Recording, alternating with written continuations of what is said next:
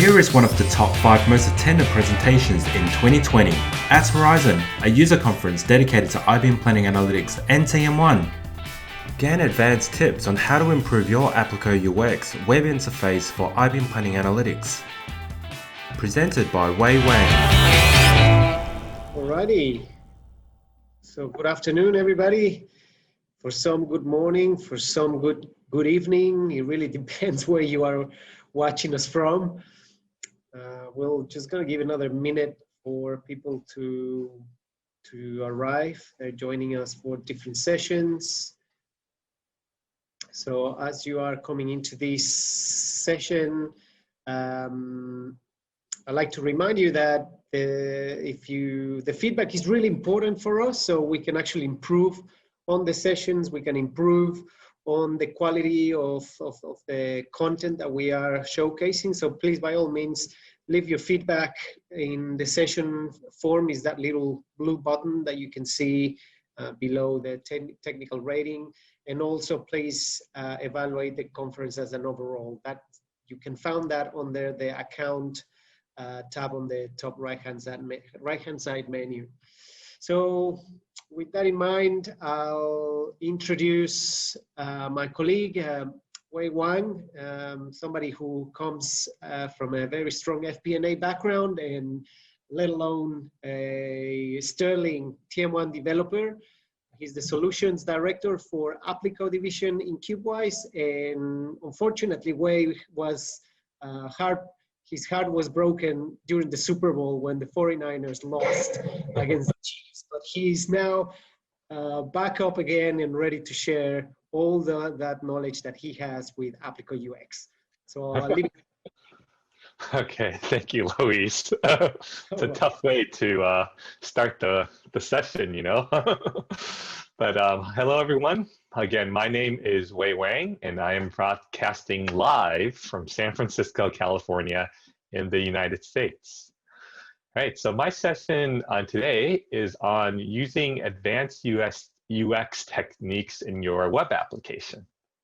So in my session, I'll kind of show you some interesting techniques that you can use when creating a more advanced web application using TM1 as the backend and using Apliqo UX as the front end. So taking the conjunctions of these two powerful technologies, just want to show you guys a few tricks, a few interesting things that you can do. And so let's get into it. Right. So we have, I've kind of put together, some of these. It's a little bit of a hodgepodge of different things, but these are all somewhat interesting techniques that we can use on the front end side. And I have a list of a few different ones. So I'm just going to go through each one of these and kind of explain maybe some interesting applications of them. So first off, one of the things that, at least for recent users of Apliqo UX, you might have noticed that you have the ability to upload media kind of very seamlessly within the application. And what that means is, these applications, these images and videos, they can be uploaded into the to the web server. But the really interesting part is that these uploaded images and videos, they're actually tied to TM1 elements via attributes. So what that means is, you can, if you have like a product dimension, you have an employee dimension, you can associate different video links with each of those different elements in TM1. So let's kind of take a quick look at that. So just click on this. All right. So one example of that might be, so let's think about like different things we can do with these uploads. So first off, when you have, let's say, a planning application in Apliqo, you have perhaps you have different planning steps, and within each planning step, you might want to load specific documentation video. So you can do that kind of relatively simply by just having, in this case, a dummy dimension with each of the different planning steps in TM1. And within each of these steps, you can, if we have a quick peek at what we're doing here, with each of these steps in this dummy dimension, we are using we are referencing an attribute that links to the actual video. So when we do something like that, as I click on each of these different elements, you can see that the video itself actually does change. Another kind of common, another useful application regards dealing with different products or employees. So here's kind of another quick example of that. So you might have, let's say you're doing workforce planning, you have names of different employees, and employees are actually a dimension here. But within the table itself, you can see that you can embed images of each of the different employees. And these images themselves are also stored within the element attributes. So you can see that, for example, this image itself here is stored as in a particular attribute that's called image local, which is the path to where the image itself lies. And whenever you're uploading anything in Apliqo, if you use the Apliqo upload media feature, Apliqo will automatically create that path for you and populate the element attributes. But if you need to do anything in batch, you can do it manually as well. All right. So having media within your application is obviously something that on the surface it might seem like not so important, but to engage general end user, to improve general end user engagement, it is very important to have media-rich applications, because that is what users generally are used to nowadays with any web-based app. All right. So secondly, let's move on to kind of managing different formats. So, one of the things to, whenever you're creating and managing a web application, is you want to make sure that you have consistency across different colors, different styles, across the entire application, not just one screen. And regardless of whoever creates, a particular screen in an application, you want to ensure that everything looks kind of similarly. So for a new user, they'll know that, a particular country or a particular version might always be a specific color. So one of the interesting things ways that we do that in Apliqo UX is also utilizing element attributes within your TM1 model to do this.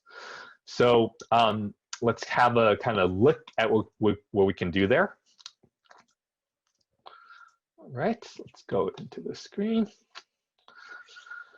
All right, so on this screen we have a dashboard that has a few kind of different things, but want to kind of highlight that let's start looking at the grid here on the left-hand side. So on this grid, you'll notice that there's particular formats in terms of the rows, in terms of the colors, headers underneath actuals and budget, even these little variance bars. But so you might be wondering, how do any of these get maintained and set up? So as I mentioned earlier, all these are set up through element attributes. So each of these different widgets that you see here is just a visualization, Apliqo visualization of the element attribute cube. So in this case, we have the version dimension, right? We have version dimension, and we have different kind of predefined kind of CSS styling formats. We have one called actuals, one called budget. We also have another one. So for example, if I copy the actual one down here, replace it, you'll see kind of right away when I do that, the budget header now changed the same one as the actuals. And this doesn't pertain just to this screen. This means so whenever you create a new widget or a new table anywhere and you have the version as a header, it will follow whatever format that you specify up here. So kind of moving across, you'll see that we have actual versus budget, these variance bars, and that's driven by an element attribute value as well. So these are the element names. If I kind of get rid of these element attributes, you'll see that now it reverts back to just the absolute dollars. And even the format themselves, so we have different rows here. Within each of these rows, we can define different classes that can, CSS kind of styling classes that can be shared across the entire application. and specify kind of which attributes we want to use for to store those classes. So in this case, we have a subtotal style defined. So wherever we have this subtotal style set as the element attribute for the GL account dimension, the table that you see will actually update based on the element attribute. So you see here that now once I put subtotal, direct cost highlights. If I remove that from gross margins, the gross margin line highlight gets removed. And there's a lot of other applications of this and other interesting use cases. A lot of times, if you have specific products, specific regions, you can specify different color codes for them on a graph. You can use hex colors. You can use, you have a lot of kind of flexibility in terms of how you want the colors to look and specify them up and down the hierarchy, whether it's C-level or N-level. So whenever someone creates a graph that includes those elements, it will automatically default to these color, the color hex colors that you specify. All right. So number 3 on the list today is using interactive charts for easier data discovery. So what does that mean? So that means that whenever you have a particular table, a particular chart, you might create a dashboard with a few different widgets and a few different charts, but ideally you want each of these different objects on your screen to interact smartly. So let's look at kind of a few examples of how you can build something like that. So, all right. So in this case, we have a dashboard with a few different components. We have a heat map. We have a table here that kind of specifies some subtotals. Then we have a yearly view at the very bottom. So up here, you'll notice that you can set up these tables to interact with them in a very intuitive way. So in this case, for example, if you want the user to first of all select maybe the country that they want to look at, they can kind of go in here, select the country once they go through the heat map. Notice that whenever I click there, it actually will update the country name that you see up here, and it updates this widget, which shows the breakout by genre, and also this table at the bottom to show the annual sales figures. Now both of those have been filtered by whatever I selected, which is Zurich. So clicking on these graphs is the same as selecting the store up here. And not only did I select the store, I also selected a genre. So that combination of genre and region between the different axes, that combination box that I select gets selected up there. And this is something in Apliqo that's very, it works pretty much out of it works out of the box. It's something where whenever you have any of these dimensions at the very top here, it's global filters. As long as you set the table itself to be enable this hyperlink on both the rows and the columns, then whatever you select will update the filter that you see at the very top. And you can do that and that works not just for kind of the global pop-ups that you see here, but also for different pop-up windows.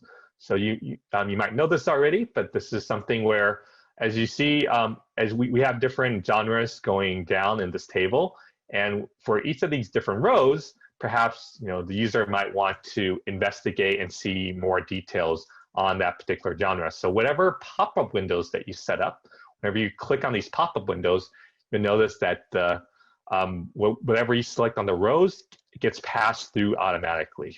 So again, this is something that you don't have to do anything extra. If we quickly peek at how we've set that up, whenever you set a pop-up window, all you need to do is make sure that whatever dimension you're passing through, in this case the genre, is make it as long as it's a fixed dimension and you leave the fixed dimension blank, it'll automatically pass through whatever is on the row dimension. So we've done that for the genre, which is on the row dimension, and the year and the store, which is whatever is selected up at the very top here. So as long as it's kept blank, it automatically gets passed through. One other interesting thing that I wanted to share that everyone might not currently know about is the ability to cross drill on different charts, and that's a very kind of powerful feature. So if we kind of go back to the selection we had earlier, maybe let's select another genre with slightly fewer data points. But once we go in here, we're able to very quickly right-click on the charts and do a nice little cross drill, maybe by different genres, and which will show us the actual albums we sell, and even continuously do it by month to see which months that we sold it in. All right. So we covered 3 of these points so far. So now let's move on to some more advanced options to make your charts look a little more interesting. So as we go into here. Okay. All right. So in this case, we have a few interesting charts that we customize a little more than what you get out of the box and when you set up a chart directly. When you first set up a chart, by default, it'll kind of create some automatic colors, or based on some of the attributes that you saw earlier, that will determine how the chart looks. But did you know that you can actually go into the charts, go into the advanced options, and there's a whole host of different parameters that you can use to really customize each of the graphs to look exactly how you want it to. And that's particularly helpful for users that are very discerning about how they want certain things to look. So in this case, we'll start with something relatively simple. We have a heat map, a chart, a map that's formatted using almost a gradient effect based on the volume. And you can see that we can specify different things like what the color should be, when the gradient effect comes into play. And a lot of these parameters in this whole JSON file that you see here, you can access this through the advanced options. And this is something that lines up with whatever that you see in high charts. So as you guys might know, high charts is the backend charting library we use in Apliqo. And most of those parameters work here directly in Apliqo. So if there's a particular high chart parameter that you want to use, to make a chart look a very particular way, you can try that parameter in Apliqo and get your charts to look even better. So in this case, this chart on the bottom, you'll see also some more interesting things where we have, open up the settings. We have, first of all, we have a color, a title that's been set in. You can see that even with the title, we can make it dynamic to use whatever genre that we have selected. We have done some additional kind of effects in terms of having the legend look a certain way, and particular kind of effects in terms of how the legend is laid out, the color scheme.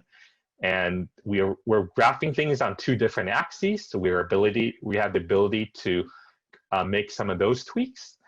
And kind of finally, even on the data series itself, we've set it up so it's an overlapping effect, and we're able to have very particular control over the color scheme, even changing the transparency. So when we have the overlap, it gives us a nicer visual effect. All right, kind of moving through our list. Kind of next interesting thing I want to share is just a smarter way that you guys can interact with TI processes. So as you guys probably know, in Apliqo, there's you're able to make TI processes a bit more user-friendly.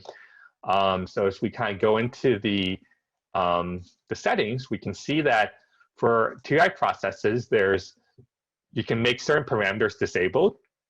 You can also pass certain parameters, and then pass them through from whatever is selected here. You can also restrict the parameter, so it can only be certain number range, in this case 1 to 3 years.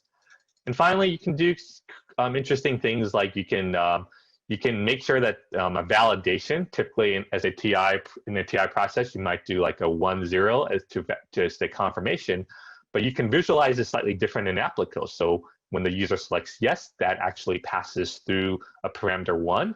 And if they select no, it passes through a parameter 0 for that argument. So, and in addition to that, there's a lot of cool things you can do with the arguments. You can customize what you the descriptions that you see here. You can make these headers even dynamic based on what stores that you select. And all of these are options that you can customize and really make your own within the advanced options.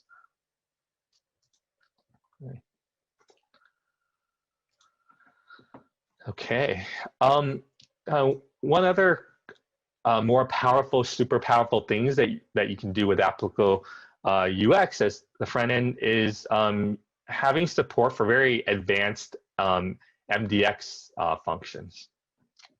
So in this case, for those of you who aren't aware, Apliqo UX uses something we call it a setting service, which allows you to specify different variables that are used within different parts of the application.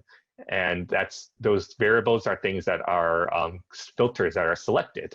So whenever you kind of specify a particular format, like something like this, you're able to access that variable. And that works within an MDX string. So in this case, we have a very interesting grid that's been set up in such a way. So first of all, we're using kind of a complicated MDX where we're stacking 2 different dimensions. So we can see there that if we go into the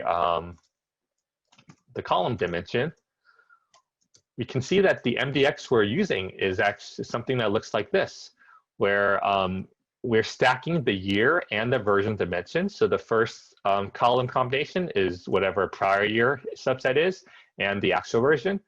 And then the second column is whatever version the year we selected and whatever version we've selected and the variance between that version.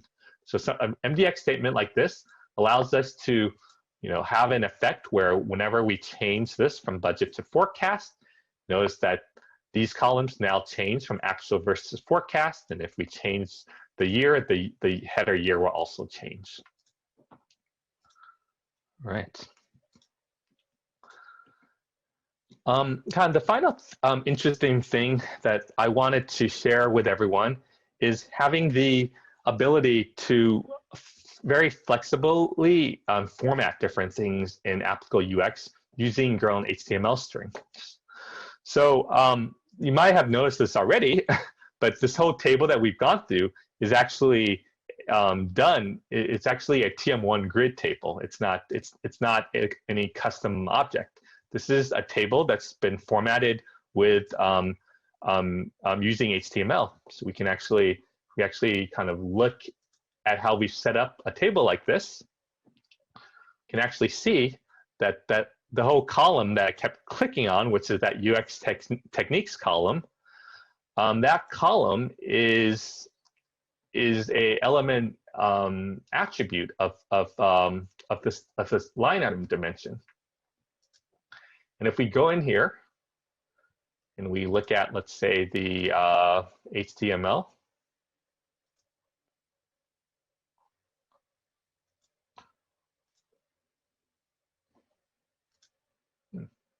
okay. There we go. Give it a second. You can see that everything like this, the entire second column is actually HTML. And this HTML, whenever you store HTML within an Apliqo cell, it automatically gets visualized exactly how you set it up in HTML. So in this case, we've set it up to have these little borders at the top and bottom, and also set the hyperlink that I kind of went through for each of these items. So there's, this is just like one example of kind of different things that you can do, but there's a whole kind of world of different possibilities, and you can really go ahead and customize to your heart's content when you're working with some of these when you're working with Apliqo as the front end. Now I'm kind of running up against my my times. Louise, are there any questions that I can answer from the audience? Yes, Wei. There was a question from Chris Apalia. He was asking about the first table that you were showing during the demo had some emojis, I believe, on the rows. He was asking on how do you get that? So I think that was answered already by Tomer in the chat, but if you can show everybody, that'll be great. The question was what again? To have how do you put the little picture and format of the text in the rows in the data table? Oh, okay. Yeah, so we can have kind of a quick look at that. It's a advanced option, but what it is so in this case I have little a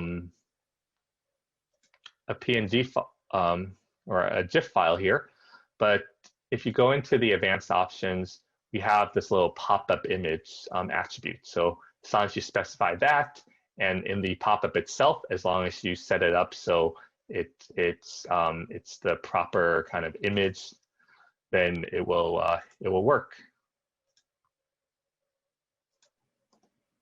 Okay, I think that covers. Any more questions, anyone? If you have a question, please post it on the chat, and we'll show you. We can put Wei through the test. So the live test, yes. Okay, here's another question, Wei, from Christian again. Is it possible for this to be added to the samples database? The UX demo samples? Yeah, I guess the picture examples that you were showing. Yeah, I think the picture examples should already be there in the samples database. I know, so I mean, so in the next release, I think there will definitely be some of, yeah, all the additional kind of new features will definitely be there. So have a look out for that. All right. Anybody else? Any questions? If not, we'll give you a couple of minutes back and we'll be able to do. So please don't forget your feedback. Like I said, that's okay. Here's another question from Gerardo. He says, Wei, for the MDX for taking variable values, are you using a user preference cube? No, in this case, we're actually not using a user preference cube. We can use a user preferences cube, but the whole idea here is you could, in theory, write the MDX to read from a user preference cube, but in this case, our MDX are just being driven on whatever we have selected in the settings service as filters. So I hope that answers your question. Yeah, I think that answers the question. Thank you, Wei. Any other interesting questions here? Yep, that answers the question, so that's good. All right, so if there's nothing else, please join the next couple of sessions. So we'll have a final keynote by Jason Clark, Making Things Better. So that's coming up next. And after that, we'll have 2 more sessions where we'll talk about the future state of the TM1 server, presented by Hubert Hikers from IBM. And then eventually we'll have our wrap up by Ben Heinel directly from Sydney, Australia. So stay with us for a couple of more hours and enjoy the rest of your conference. Thanks, Al. Bye.